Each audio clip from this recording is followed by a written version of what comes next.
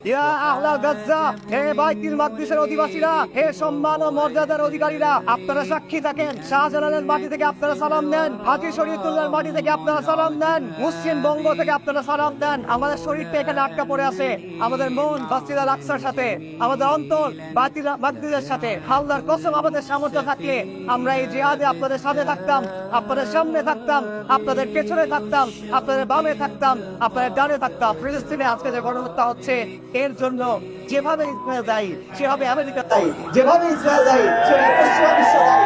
হিন্দুত্ববাদ এবং মুসলিমবাদ একে অপরের মিত্র। তারা পুরো বিশ্ব জুড়ে মুসলিমদের বিরুদ্ধে চক্রান্ত করছে, তারা বাংলাদেশের বিরুদ্ধে চক্রান্ত করছে। অনেকেই প্রস্তাব তুলেছেন পাসপোর্টে এক্সেপ্ট ইসরায়েল নীতি পুনর্বহাল করা হোক। এটি একটি সঠিক দাবি, এটি একটি সম্মানজনক অবস্থান। এই দাবি পূরণ করতে হবে। পাশাপাশি আমরা বলতে চাই, আমাদের সাধ্যমতো যেসব প্রতিষ্ঠান, যেসব কর্পোরেশন জায়নবাদী প্রকল্পে সমর্থন দেয়, যাদের হাতে ফিলিস্তিনের মুসলিমদের রক্ত লেগে আছে, আমরা সাধ্যমতো তাদের বয়কট করার চেষ্টা করি। সবশেষে আমরা বলতে চাই, রমাদানের শেষ 10 দিন আসন্ন, দোয়া কবুলের সময় আসন্ন। আপনারা দোয়া করেন আল্লাহর কাছে।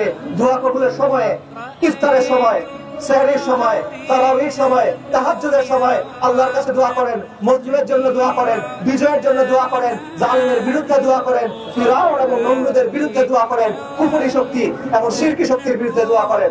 ওয়া আখিরু দাওয়ানা আলহামদুলিল্লাহি রাব্বিল আলামিন।